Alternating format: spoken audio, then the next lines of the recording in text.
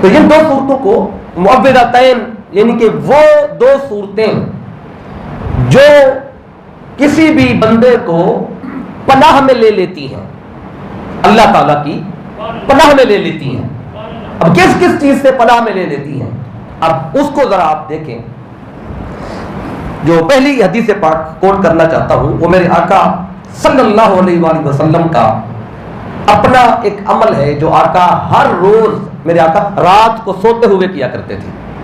اب رات کو سونا ہے تو رات کو سوتے ہوئے بندہ نیند میں کوئی پتہ نہیں کوئی سے نقصان پہنچا جائے، کوئی چیز کاٹ جائے، یا گھر میں کوئی نقصان ہو جائے، کوئی چور آ جائے، کوئی ڈاکہ پڑ جائے، کسی بھی قسم کا نقصان رات کو سوتے ہوئے ہو سکتا ہے۔ تو اس لیے میرے آقا صلی اللہ علیہ وسلم ہر رات یہ عمل کیا کرتے تھے۔ ان صورتوں کا شان نزول وہ میں آپ کو آگے بتاؤں گا کہ کس تناظر میں یہ صورتیں نازل ہوئی تھی، وہ تناظر تو جو ہے اس کی طرف میں آؤں گا۔ پہلے ہم اوورال جو آقا نے ان صورتوں کے نزول کے بعد جو ان کی برکتیں تھیں، جو ان کی فضیلتیں تھیں، جو آقا نے غلاموں کو بتائی اور پھر خود کر کے دکھائی ہیں، پہلے ذرا ان کو دیکھ کے پھر ہم اس کے شان نزول کی طرف بڑھیں گے۔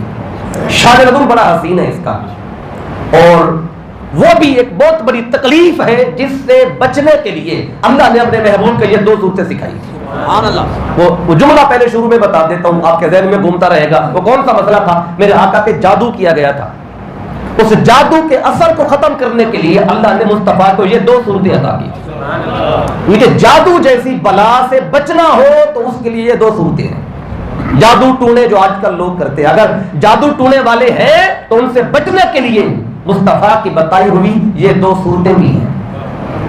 اگر کامل یقین کے ساتھ ان کو پڑھے تو جس پر جادو ہو چکا ہو وہ جادو کا اثر ختم ہو جائے گا، اور جس پہ نہیں ہے وہ آئندہ جادو سے حفاظت میں آ جائے گا۔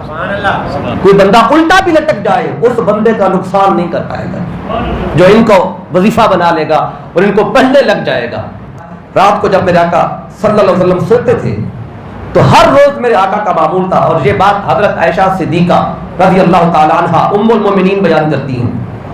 آپ فرماتی ہے چونکہ آپ آقا کی خدمت میں ہوتی تھیں، اکثر آپ صلی اللہ علیہ وسلم کے ساتھ ہوتی تھیں، تو آپ کہتی ہے ان النبی صلی اللہ علیہ وسلم کان اذا اتی الی فراشہ فی کل لیلۃ، کہتے ہیں آقا صلی اللہ علیہ وسلم ہر روز جب رات کو اپنے بستر پہ تشریف لاتے تھے تو جمع کفیہ، تو میرے آقا اپنی دونوں ہتھیلیوں کو ایسے اکٹھا کرتے، ان کو جمع کر کے ثم نفث فیہما وقرأ فیہما قل هو اللہ احد وقل اعوذ برب الفلق وقل اعوذ برب الناس۔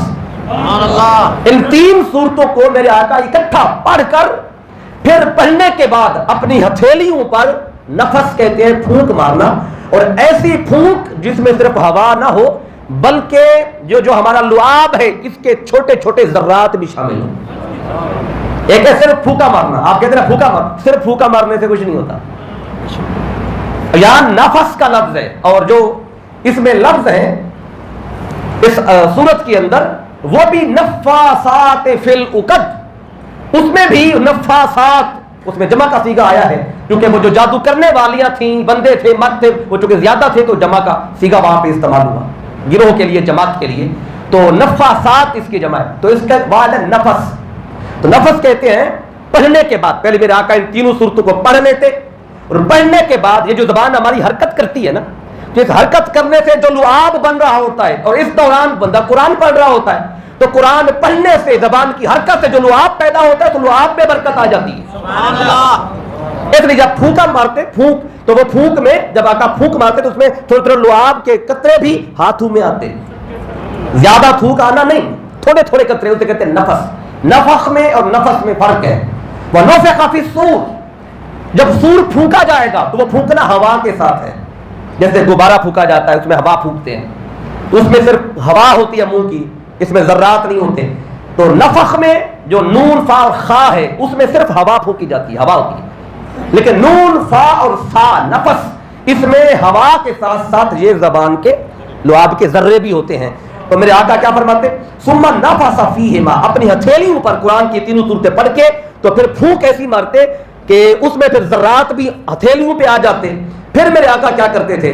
ثم مسح بہما مستطاع من جسدہ، پھر جہاں تک آقا کر سکتے تھے اپنے جسم پر ہاتھوں کو پھیر سکتے تھے جتنے تک ہاتھ جاتے تھے تو آقا اپنے سارے جسم پہ اپنے ہاتھوں کو پھیرتے تھے. شروع کہاں سے کرتے؟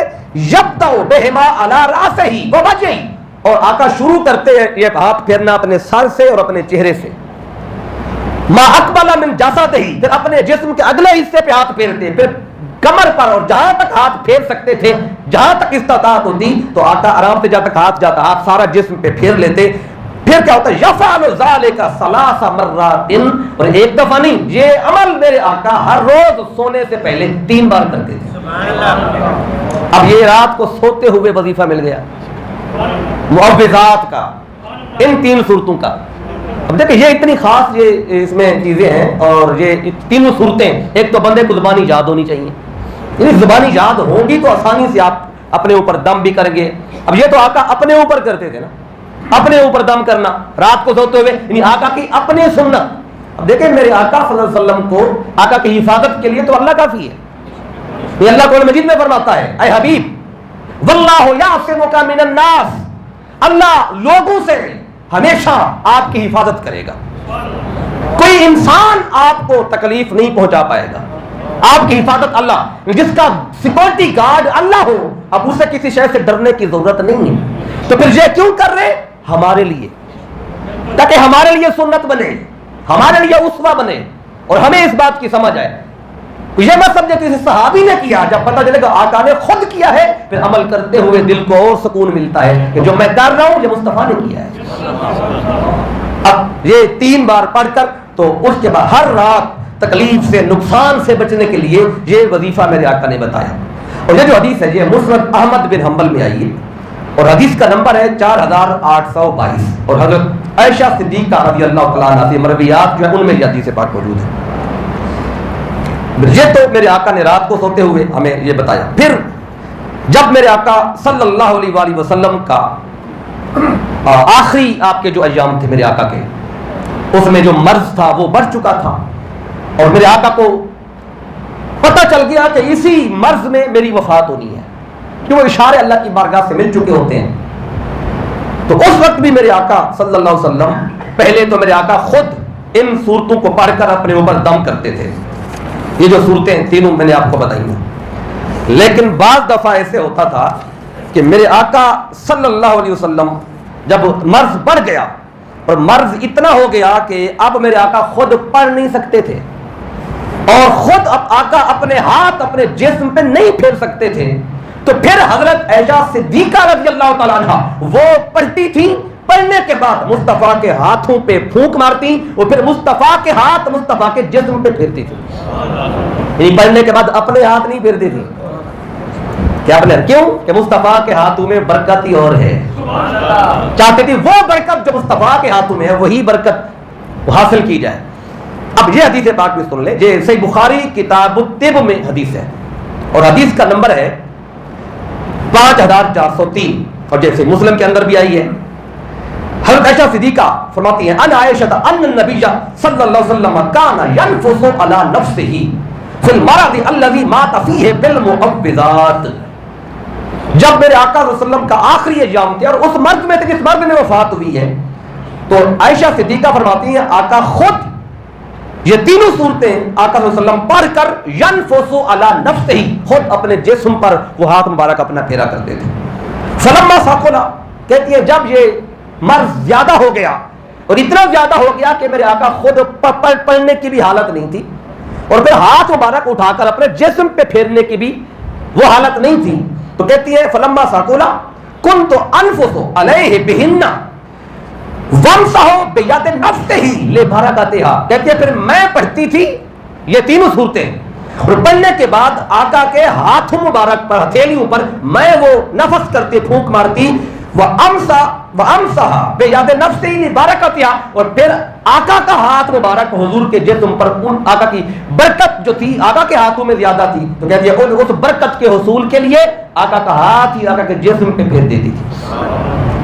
اب وہ پہلی جو میں نے آپ کو حدیث بتائی نا، اس میں رات کو سوتے ہوئے تکلیف سے، نقصان سے بچنے کا آقا نے وظیفہ وہ بھی بتایا، اور پھر جب تکلیف ہو، پریشانی ہو، مرض زیادہ ہو، اس وقت بھی یہ تینوں صورتیں پڑھ کے اپنے جسم پہ بندہ پڑھ کے اس کو پھونک سکتا ہے یا کوئی اور بندہ پڑھ کے بھی اس کے جسم پہ پھونک سکتا ہے. تو اب یہ اس حدیث سے واضح ہو گیا. پھر تیسری حدیث پاک جس میں میرے آقا صلی اللہ علیہ وسلم حضرت عائشہ صدیقہ بیان کرتی ہیں کہ گھر کے اندر کوئی بھی بندہ بیمار ہو جاتا تو اس بیمار بندے کو بھی بیماری سے بچانے کے لیے اس پر بھی میرے آقا یہ تینوں صورتیں پڑھ کے دم کیا کرتے تھے بیماری سے بچنے کے لیے.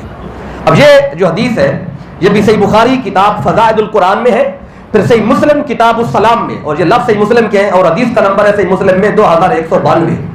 عن عائشہ رضی اللہ تعالی عنہا قالت, آپ بیان کرتی ہیں کہ کان رسول اللہ صلی اللہ علیہ وسلم اذا مرض احد من اہلہ, آقا کے گھر میں سے کوئی بھی شخص بیمار ہو جاتا تو نفث علیہ بالمعوذات, آقا یہ تینوں صورتیں تفسیر سورہ اخلاص, سورہ فلق اور سورہ ناس پڑھ کر پھر میرے آقا نفس کیا کرتے, نہیں پھونک مارتے, لیکن اس میں ذرات بھی شامل ہوتے تھے لعاب کے, اور اس سے بیمار بندے کو شفا مل جاتی تھی. اب اس کے علاوہ اگلی بات جو ہے وہ اس سے ہٹ کے ہے ذرا, اب وہ ہے کہ اب دیکھیں آج کل آپ کو پتا ہے کہ آندھی اور طوفان اور اس طرح کے مسائل بڑے ہوتے ہیں. تو صحابی بیان کرتے ہیں, ان کا نام ہے حضرت عقبہ رضی اللہ تعالیٰ عنہ, عقبہ بن عامر, وہ روایت کرتے ہیں اور یہ کہتے ہیں کہ کانا بینا انا اسیر مع رسول اللہ بین الجوفۃ والابوا, کہتے ہیں ایک دن میں آقا صلی اللہ علیہ وسلم کے ساتھ جا رہا تھا میں, کہتے ہیں جب ہم جوفہ اور ابوا کے درمیان میں پہنچے, ایک جگہ تھی مقام تھا, تو کہتے وہاں جب پہنچے تو میں آقا کے ساتھ تھا, تو اذ غشیتنا ریح وظلمۃ شدیدۃ, کہتے اچانک اس مقام پر ہمارے اوپر بہت زیادہ آندھی, وہاں پہ بڑا اندھیرا چھا گیا, تاریکی بھی پیدا ہوگی, اندھیرا ایک الگ, اس کے اندر تکلیف کے آثار ہوتے ہیں, پریشانی ہوتی ہے اگر اندھیرا ہو جائے, اور پھر وہ اوپر سے آندھی بہت زیادہ چلی. تو جب یہ دونوں چیزیں جمع ہوئی تو کہتے ہیں کہ فجعل رسول اللہ صلی اللہ علیہ وسلم یتعوذ بہ اعوذ برب الفلق واعوذ برب الناس, کہتے جو ہی میرے آقا نے دیکھا کہ یہ تکلیف شروع ہوئی ہے, یہ پریشانی آ گئی ہے, اندھیرا ہو گیا, اچانک آندھی شروع ہو گئی, تو آقا نے فوراً اللہ کی پناہ چاہتے ہوئے اس تکلیف سے, پریشانی سے آقا نے ان دو صورتوں کی تلاوت شروع کر دی, قل اعوذ برب الفلق اور قل اعوذ برب الناس. اب یہاں پہ ان دو معوذتان کا ذکر ہے, جو پہلی تینوں بتائی میں نے آپ کو, وہ ان تینوں میں میرے آقا وہ تین صورتیں پڑھا کرتے تھے, یہاں پہ دو کی بات آ گئی ہے. تو آقا نے جب ان دو صورتوں کو پڑھنا شروع کیا, وَيَقُولُ يَا عُقْبَةُ تَعَوَّذْ بِهِمَا, اور ساتھ ہی کہتے ہیں آقا نے مجھے بھی حکم دیا, اے عقبہ تو بھی ان دو صورتوں کے ذریعے اللہ کی پناہ میں آ جا, تو بھی پڑھ ان کو. آقا فرماتے فما تعوذ متعوذ بمثلهما, آقا فرماتے ہیں کہ جو بھی اللہ کی پناہ چاہنے والا بندہ اللہ کی پناہ چاہتا ہے, ان دو صورتوں سے بڑھ کے کوئی اور صورتیں نہیں ہیں جس سے اس کو اللہ کی اچھی پناہ مل جائے. یعنی وہ ان دو صورتوں کو پڑھتا ہے تو اس کے پڑھنے سے اللہ اس کو اپنی پناہ میں لے لیتا ہے, اسے اللہ کی پناہ مل جاتی ہے. تو پھر یہ صحابی کہتے ہیں یہ تو اس وقت میں نے سنا کہ آقا نے اس تکلیف میں ان دو صورتوں کو پڑھنا شروع کیا. اگلی بات بڑی خاص ہے, کالا, وہ راوی کہتے ہیں کہ وَسَمِعْتُهُ يُؤَمُّنَا بِهِمَا فِي الصَّلَاةِ, کہتے ہیں آقا صرف آندھی, طوفان اور تاریکی اور اندھیرے کی وحشت دور کرنے کے لیے فقط ان صورتوں کو نہیں پڑھتے. کہتے ہیں میں نے خود سنا کہ آقا صلی اللہ علیہ وسلم جب امامت کراتے تھے تو امامت کراتے ہوئے بھی ان دو صورتوں کو آقا پڑھا کرتے تھے. یعنی نماز میں بھی پڑھنے کا یہاں پہ واضح ہو گیا, نماز کے اندر پڑھنا, جب بھی نماز پڑھے تو ان میں آپ ان دو صورتوں کو اس میں تلاوت کریں. تو یہ حدیث پاک جو ہے یہ سنن ابو داؤد میں آئی ہے اور کتاب الصلاۃ ہے, اور اس میں حدیث کا نمبر ہے 1463. اب جو اس حوالے سے اگلی حدیث پاک جسے مولا علی شیر خدا علیہ السلام روایت کرتے ہیں اور بڑی خاص حدیث ہے, اور اب تک تو میں نے آپ کو بیماری کا, تاریکی کا, اندھیرے کا, کسی بھی مرض کا علاج ان صورتوں کے ذریعے بتایا. اب ایک ایسی حدیث ہے کہ جس حدیث میں ایک بچھو نے میرے آقا کو کاٹ لیا. بچھو کاٹ لیتا ہے نا, کہ اس کی آنکھیں تو ہوتی نہیں ہیں, اسے کیا پتا آگے کون ہے, اس کا کام ہوتا ہے کاٹنا, کو سامنے کوئی بھی ہو, جو بھی اس کے اوپر ہاتھ رکھ دے اسی کو کاٹ لیتا ہے. اب یہ بات حدیث پاک سے میرے آقا نے ارشاد فرمائی ہے, میرے آقا کو کاٹ لیا اس نے, جب آقا کو کاٹا ہے تو اب بچھو کے درد سے, زہر سے بچنے کا بھی وظیفہ میرے آقا نے خود بتایا ہے اور خود کر کے بھی دکھایا ہے. اب اکثر آپ دیکھتے ہوں کہ کہیں نہ کہیں یہ بچھو نظر بھی آ جاتے ہیں, اور آپ کو یہ مسئلہ درپیش ہو سکتا ہے محلے میں گھر میں کسی کو بچھو کاٹ جائے تو اب آپ اس کا تعویذ اور وظیفہ سن لیں کہ کرنا کیا ہے. حضرت علی شیر خدا علیہ السلام آپ سے مروی انا علی قال مولا علی روایت کرتے ہیں کہ بینا رسول اللہ صلی اللہ علیہ وسلم ذات لیلۃ کہتے ایک رات ہم آقا صلی اللہ علیہ وسلم کے ساتھ تھے. یصلی تو آقا صلی اللہ علیہ وسلم نماز پڑھا رہے تھے. فوضع یدہ علی الارض تو دوران نماز میرے آقا نے اپنا ہاتھ مبارک زمین پہ رکھا. جو ہی ہاتھ زمین پہ رکھا فلدغتہ اقرب تو زمین پہ بچھو بیٹھا تھا تو اس نے آقا صلی اللہ علیہ وسلم کو کاٹ لیا. جو ہی اس نے کاٹا تو دوران نماز میرے آقا نے کہتے ہیں فتناولھا رسول اللہ بنعلہ آقا نے دوران نماز اپنا نالین مبارک اتارا. فتناولھا رسول اللہ بنعلہ فقتلھا دوران نماز میرے آقا نے نالین اتار کے اس کو مارا اور قتل کر دیا ختم کر دیا. اور یہ جو حدیث ہے یہ سنن ابن ماجہ کتاب اقامت الصلاۃ والسنہ فیہا اور باب ہے ما جاء فی قتل الحیۃ والاقرب فی الصلاۃ کہ نماز کے اندر سانپ اور بچھو کو مارنے کا باب. دوران نماز اگر بچھو یا سانپ آ گیا ہے تو اس کو مار سکتے ہیں. ٹھیک ہے مارنے کی اجازت ہے. تو میرے آقا نے مارا ہے تو آپ بھی مار سکتے ہیں. تو آقا نے فرمایا جب نماز سے فری ہوئے قال صلی اللہ علیہ وسلم لعن اللہ الاقرب آقا فرماتے ہیں اللہ بچھو پہ لعنت کرے. اس بچھو پہ اللہ لعنت کرے. کیوں؟ فرمایا لا تدعوا مصلیا ولا غیرہ نہ یہ نمازی کو چھوڑتا ہے نہ اس کو چھوڑتا ہے جو نماز نہیں پڑھتا. کوئی نماز پڑھ رہا ہو تب بھی کاٹ لیتا ہے. اگر کوئی نماز سے باہر ہو اسے بھی کاٹ. اسے یہ حیا نہیں ہے کیونکہ نماز پڑھ رہا ہے کیا ویسے ہے. پھر آقا فرماتے ہیں اور نبیًا ولا غیرہ اور یہ بھی نہیں دیکھتا جسے کاٹ رہا وہ نبی ہے یا غیر نبی ہے. سبحان اللہ. اس کا اللہ لعنت کرے بچھو پر.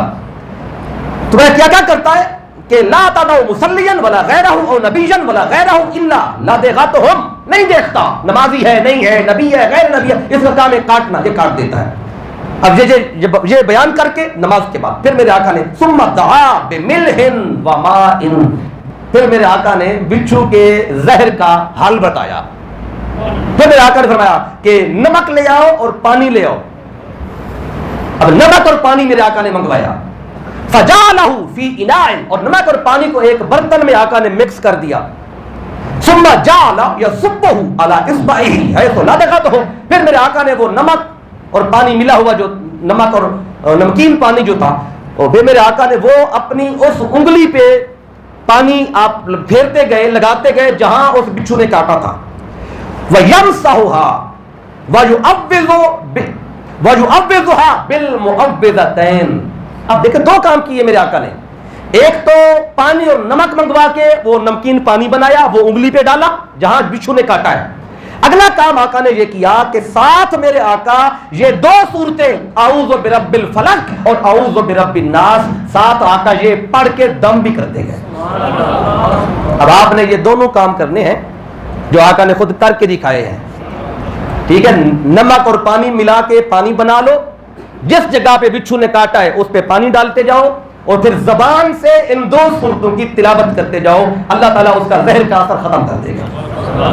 اب دیکھ لیں یہ سنن ابن ماجہ میں یہ کتاب اقامت الصلاۃ والسنہ فیہا باب ما جاء فی قتل الحیۃ والاقرب فی الصلاۃ اور حدیث کا نمبر ہے 1246. اب دیکھیں آپ کو یہ کتنا بڑا وظیفہ مل گیا ہے اس مشکل سے بچنے کا. حضرت عقبہ بن عامر الجہنی رضی اللہ تعالی عنہ وہ روایت کرتے ہیں. دیکھیں سارا قرآن مصطفیٰ پہ اترا 114 صورتیں ہیں اور ان 114 صورتوں میں میرے آقا نے ان دو صورتوں کی الگ سے شان بتائی ہے. سارا کلام اللہ کا ہے. اب دیکھیں قرآن مجید میں سے کوئی بھی حصہ اگر کوئی بچھو کاٹ گیا کوئی تکلیف ہو گئی کوئی آندھی طوفان جہاں سے قرآن کو پڑھنا شروع کر دیں سارا کلام قرآن اللہ کا ہے. لیکن بعض کلام کو میرے آقا نے بعض چیزوں کے لیے خاص کر دیا ہے. اس کے اپنے اپنے اثرات ہیں. حضرت عقبہ بن عامر جوہنی رضی اللہ تعالیٰ عنہ یہ روایت کرتے ہیں کہتے ان نبی صلی اللہ علیہ وسلم قال کہتے آقا صلی اللہ علیہ وسلم نے ارشاد فرمایا کہ قد انزل اللہ علی آیات لم یرى مثلہن. تو آقا فرماتے ہیں کہ اللہ تعالیٰ نے آج وہ آیتیں مجھ پہ نازل کی ہیں جن کی مثال پہلے کبھی ہے ہی نہیں دنیا کے اندر. سبحان اللہ. یعنی کسی پیغمبر پر اللہ نے اس طرح کی آیتیں نہیں نازل کی, اور نہ ہی اس طرح کی آیتیں اللہ نے پہلے مجھ پہ اتاری ہیں کہ لم یرا مثلہن, ان کی مثال ہی نہیں ہے. جو اللہ تعالیٰ کا قرآن ہے, جو اللہ تعالیٰ کا کلام ہے, اس میں وہ کون سی آیتیں ہیں؟ قل اعوذ برب الفلق الی آخر سورہ وقل اعوذ برب الناس الی آخر سورہ. پھر آقا نے یہ دونوں صورتیں پوری پڑھ کے, یہ ٹوٹل دونوں صورتیں ملائے تو ان کی 11 آیتیں بنتی ہیں. تو ان 11 آیتوں کو آقا نے پڑھ کر فرمایا کہ یہ وہ آیتیں ہیں, ان کی مثال دنیا میں, کائنات میں کہیں نہیں ہے. اللہ نے اس طرح کا کلام کسی نبی پہ پہلے اتارا ہی نہیں ہے. یعنی یہ 11 آیتیں اپنے ہونے میں بے مثل ہیں. یعنی قرآن سارے کا سارا بے مثل ہے, اور قرآن میں یہ 11 آیتیں بے مثل ہیں. سبحان اللہ. ان کی اپنی برکتیں ہیں, ان کی اپنی فضیلتیں ہیں. تو یہ جو حدیث ہے یہ جامع ترمذی میں باب تفسیر القرآن ہے, اور اس میں حدیث کا نمبر ہے 3552.